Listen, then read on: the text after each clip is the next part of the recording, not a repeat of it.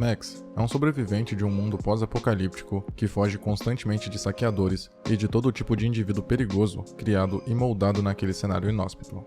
Além disso, ainda tem que conviver com o trauma de não ter conseguido proteger pessoas que aparentemente haviam confiado a sua segurança a ele, inclusive uma menina que recorrentemente aparece no filme quase como uma assombração. Ele, que já fora um policial um dia, se vê sem motivação para lutar pela ordem, visto que o mundo está em ruínas. É um imenso deserto, palco de uma infindável guerra por gasolina, o combustível que teoricamente pode levar qualquer um a qualquer lugar. Mas, considerando o contexto, não tinha muitos lugares para ir, com exceção daqueles criados pela esperança, regiões utópicas que se alcançaria em uma morte gloriosa, como Valhalla, ou difíceis de se chegar, como o Vale Verde. Immortan Joe é o tirano que mantém prisioneiros do lado de dentro da montanha e um povo sedento e quase moribundo do lado de fora. Já as mulheres eram chamadas de parideiras e seus filhos eram concebidos para a guerra, como praticamente uma propriedade de Joe. E a água, assim como a gasolina, era um recurso escasso. O tirano, inclusive, aconselhava o povo a não se viciar em água, pois acabariam sofrendo com sua falta. Sendo este um elemento vital para nossa existência, o alerta para não se tornar dependente dele soa como uma mensagem de que a vida não é tão valiosa, reforçando a ideia de que morrer como um guerreiro para alcançar o céu cromado é melhor do que perambular pela terra. Mas é claro que o real intuito é fazer com que os garotos de guerra estejam sempre dispostos a dar a própria vida para proteger Immortan Joe. A imagem do deserto está atrelada a um lugar difícil de sobreviver, devido à água ser rara e permitir que poucas formas de vida se proliferem, mas aqueles que se adaptam, uma hora ou outra, sofrem influência do lugar até virarem fruto dele.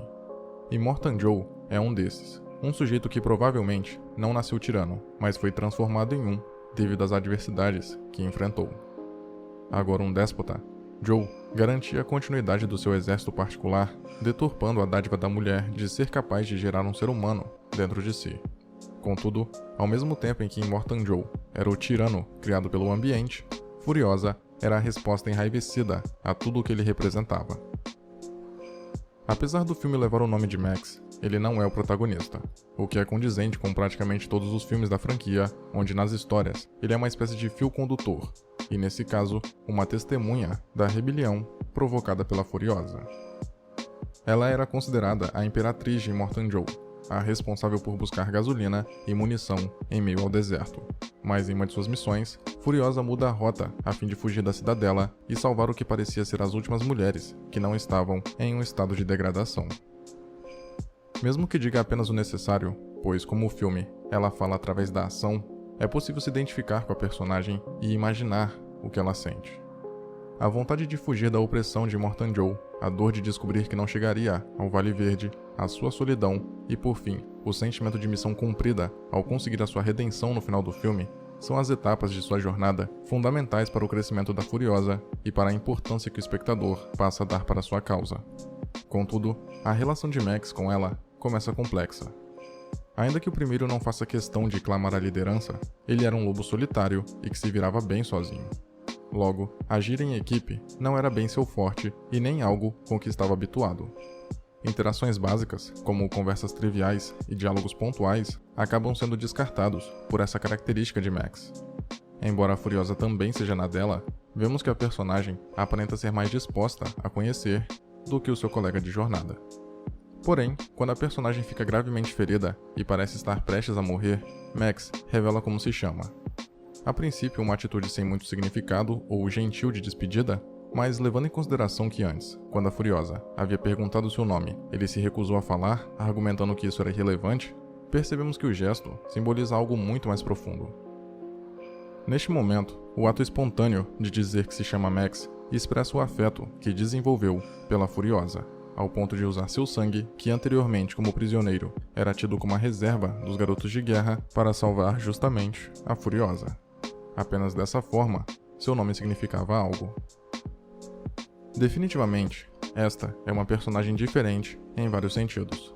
Ela é autêntica, não só pelo braço de metal, mas devido ao seu desprezo pela adequação, e a sua garra e coragem são impressionantes. Tanto que nas lutas, ela é tão forte fisicamente quanto Max ou os outros homens liderados pelo tirano Joe. Aliás, Sua cabeça raspada é uma forma de mostrar que ela não é de forma alguma inferior aos garotos de guerra. Embora fugisse de todos os padrões estéticos, Furiosa compartilhava de um mesmo desejo difundido por aqueles menos favorecidos: estabelecer o mínimo de justiça ao povo da cidadela e, principalmente, para as mulheres. Falando nisso, a maternidade também é um assunto abordado no filme através da exploração das mães e de como seus bebês eram usados. Tudo era em prol das posses do tirano, desde o nascimento de alguém em um lugar tão inapropriado para a vida até o leite materno. Essa conjuntura de decadência, porém particular, pedia uma personagem exatamente como a Furiosa, que podia se relacionar o suficiente para se incomodar com a situação e inabalável o bastante para combatê-la. Max até tinha a força e a sorte para realizar a tarefa, mas por também ser mulher, alguém que potencialmente estaria propensa ao mesmo destino, a Furiosa, em uma posição, digamos, mais privilegiada, voluntariamente se encarregar de promover uma rebelião e libertar seus semelhantes, além de poético, é poderoso. Porém, ela não alcança a Terra Prometida. Quando descobre que o tão almejado Vale Verde fora reduzido a um lugar sombrio, de morada de corvos e totalmente vazio, a esperança de encontrar um lar parecia ter ido embora, mas ainda lhe restava a redenção. Olhando por essa perspectiva, sua expectativa de encontrar um paraíso em meio àquele inferno fora frustrada por um bom motivo. Ela estava destinada a livrar aquelas pessoas do tormento, não direcioná-las ao seu lugar ao sol. Mesmo que o ambiente não fosse verde, elas podiam tomar as rédeas das próprias vidas e conquistar a realidade de deserto sem fim, da qual não podiam escapar. A proposta de Max de tomar a cidadela era a maneira mais difícil, porém a melhor, para cessar a busca por lugares fictícios e começar a lidar com as opções viáveis, com aquilo que sabiam que era verdade e não com falsas esperanças. Por mais que muitas vezes projetar e idealizar seja uma forma de se manter são em uma realidade desoladora, enfrentar o mundo à sua frente, quente e cru, também é preciso. Max sabia disso. Ele já possuía memórias do passado que o acompanhavam e o atormentavam constantemente, por trazerem à tona o seu fracasso. Contudo, talvez a partir daquele momento, ele estivesse pronto para dar início ao fim dessas lembranças ruins. Não que elas fossem apagadas de sua mente, porém, ao também alcançar a redenção, elas seriam superadas e não mais se tornariam um empecilho. A esperança de um futuro melhor podia parecer distante, talvez nunca tenha sido possível, mas, pelo menos, Max conseguiria tornar as cicatrizes do passado menos dolorosas. No fim, a redenção da Furiosa aconteceu devido à sua fúria contra tudo o que aconteceu com seu povo e, de certa forma, em nome das mulheres, que sofriam diretamente nas mãos de Immortan Joe. Já para Max, era mais pessoal, diante do trauma de não ter sido um bom protetor. Logo, poder libertar o povo da cidadela era encontrar também a sua própria liberdade. A redenção é um assunto tão recorrente no filme que até mesmo para um dos antagonistas ela acontece. Nux, um dos garotos de Joe, por exemplo, era extremamente determinado, ansiava por encontrar o seu chamado e cumprir o seu destino. Anteriormente devoto e leal ao tirano, quando não consegue chegar ao Valhalla, apesar de seus esforços, ele troca, assim como Max e Furiosa, a esperança de uma forma de sair do deserto por um lugar dentro do próprio deserto. Nux se sacrifica para ajudar os personagens principais e os outros a se livrarem do comboio do Immortan Joe e chegarem até a cidadela vivos. De um jeito peculiar e particular, Mad Max Estrada da Fúria trabalha a questão da fé e como ela é, não só natural, como necessária diante de um cenário desolador e cruel como o que vemos. As pessoas precisam acreditar que existe um lugar melhor. A esperança mantém muitos indivíduos com um propósito na vida, e não só isso, os motiva a não aceitarem o pouco que têm para correrem atrás do melhor.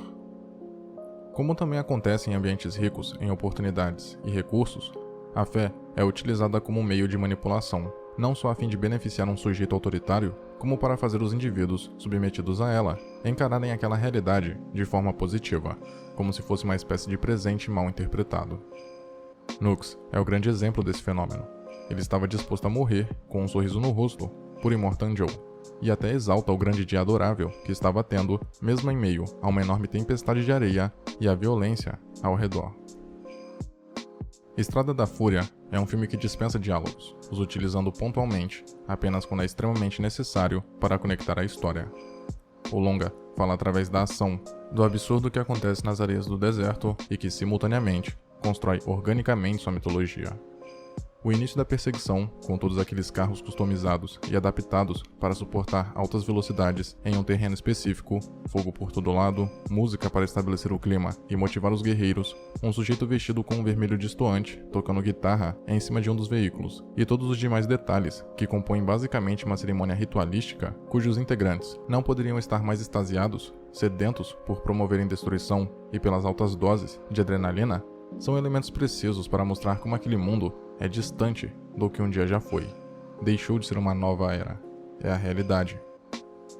Aqueles que procuram o melhor de si no deserto acabam ficando presos em meio à vastidão de areia. E apesar de todo o lugar imenso para se explorar, ainda assim, não há para onde ir.